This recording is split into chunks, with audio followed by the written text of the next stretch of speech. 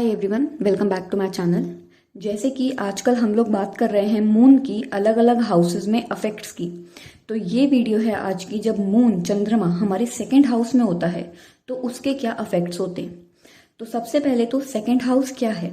Second house है हमारी family values, हमारे फैमिली ट्रेडिशंस, हमारे पिता की संपत्ति जायदाद, हमारे जो टोटल एसेट्स हैं, मतलब हमारे पास प्रॉपर्टी कितनी है, सिर्फ हमारी इकट्ठी करी हुई नहीं, हमारे पूरे खानदान में जो हम पिता के साइड से देखते हैं वो प्रॉपर्टी कितनी है, हमारा बैकग्राउंड कैसा है, हमको खाने में क्या पसंद है, हम किस क्वालिटी का खाना खाते हैं, ये सारी चीजें सेकंड हाउस से पता चलती हैं।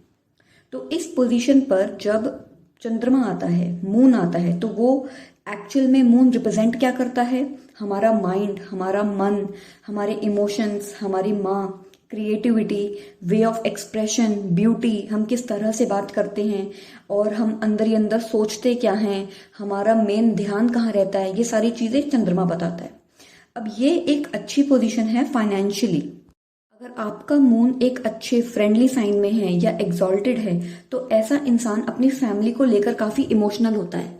वैसे तो सब अपनी फैमिली को लेकर काफी इमोशनल होते हैं, इमोशनली अटैच होते हैं, लेकिन ये लोग कितने ही अमीर हो जाएं या इनकी फैमिली इनके साथ कुछ बुरा करे या इनको ज्यादा इज्जत ना दे, तो भी ये अपनी फैमिली के साथ ना तो कभी कुछ गलत करने की सोच सकते हैं और ना ही उनका साथ छोड़ते हैं। जितने इमोशनली इन्वॉल्व ये लोग अपने फैमिली मेंबर से होते हैं, उतना इनके फैमिली मेंबर्स इनसे इन्वॉल्व नहीं होते। ये बात कभी कभी इनको इमोशनली थोड़ा अनस्टेबल भी कर देती है। ये अपने फैमिली बिजनेस, अपनी फैमिली वैल्यूज, अपने पिता का नाम आगे बढ़ाते हैं लाइफ लॉन्ग, और ये चाहते हैं कि इनकी वजह से इनकी जो फैमिली है उनकी ट्रेडिशनल वैल्यूज, उनका नाम समाज में और ऊपर उठे। इसका परफेक्ट एग्जाम्पल है इंडिया के बिजनेस टाइकून मुकेश अंबानी। इनका मून भी सेकेंड हाउस में है। अच्छा, अब ये जो मून की पोजीशन है, इससे आर्ट और क्रिएटिविटी में इंसान को बहुत फेम मिलता है। अगर ये लोग एक्टिंग की फील्ड में आए, चाहे डायरेक्टर हो, चाहे एक्टर हो, राइटर हो, ये लोग बाकियों को इमोशनल करते हैं, ऐसी इनकी आर्ट फॉर्म होती है। मतलब ये लोगों को रोने पर मजबूर कर सकते हैं अपनी एक्टिंग के दम पे, अपनी राइटिंग या डायरेक्शन के बलबूते पे। काफी इमोशनली इन्वॉल्व होके ये अपना कोई भी काम परफॉर्म करते हैं। और एक्टिंग में जो एक ब्रिलियंट एग्जाम्पल है वो है लेट सुशांत सिंह राजपूत का। टोटली एक ब्रिलियंट एक्टर। उनके भी चार्ट में जो मून था वो सेकंड हाउस में था। अब मून अगर इस प्लेसमेंट में काफी अच्छी पोजीशन पर है तो इन लोगों की जो आवाज है वो काफी अच्छी होती है। ये बहुत सुरीली तरीके से गा भी सकते हैं, बहुत अच्छे सिंगर हो सकते हैं, जिसका एग्जाम्पल है इंडिया की नाइटिंगेल लता मंगेशकर जी। उनके चार्ट में मून जो है वो सेकंड हाउस में है। ये लोग काफी मीठा बोलते हैं।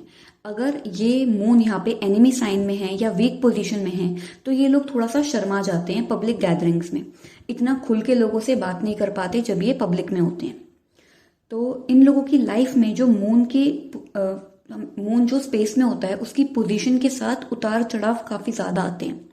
जैसे मून जल्दी जल्दी अपनी पोजीशन चेंज करता है, राशियां चेंज करता है, वैसे ही इन लोगों के मूड स्विंग्स चेंज होते हैं। कभी ये लोग बहुत हाई फील कर रहे होते हैं, कभी एकदम लो फील करेंगे, तो इनके इमोशंस इनको काफी ड्राइव करते हैं। अगर यही प्लेसमेंट इनके चार्ट में वीक हो तो ये इमोशंस इंसान को बहुत वीक बना देते हैं। ये लोग सॉलिड डिसीजन नहीं ले पाते।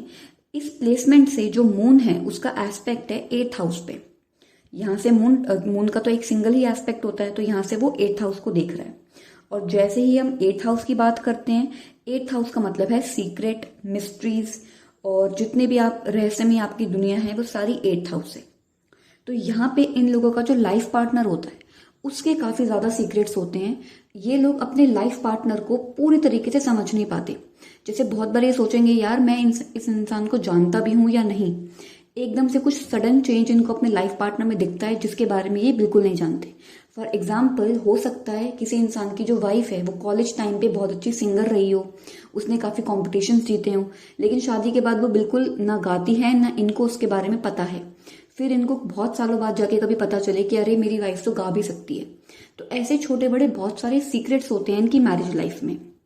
ये अपनी मैरिज लाइफ में काफी इमोशनली इन्वॉल्व होते हैं, लेकिन उतना इमोशनल सपोर्ट इनको अपने पार्टनर से नहीं मिल पाता है, क्योंकि इनके इमोशंस को इतना लोग समझ नहीं पाते हैं। क्योंकि होता है ना, जब इंसान बहुत ज्यादा इमोशनल है तो दूसरे लोग उसके इमोशंस को कैच करने में थोड़ा सा धोखा खा जाते हैं। वही चीज इनके साथ रिलेशनशिप में होती है। इन लोगों का interest space, planets, black hole, astrology, occult, इन सब चीज़ों में काफ़ी ज़्यादा होता है। वैसे ओवरऑल ये पोजीशन बहुत अच्छी है फाइनेंशियल बैकग्राउंड से और फेम और आर्ट्स के बैकग्राउंड के लिए। और ये थी आज की वीडियो जब मून सेकंड हाउस में होता है। आई होप आपको आज का वीडियो पसंद आएगा। प्लीज़ इसको लाइक करें और मेरे चैनल को सब्सक्राइब करें।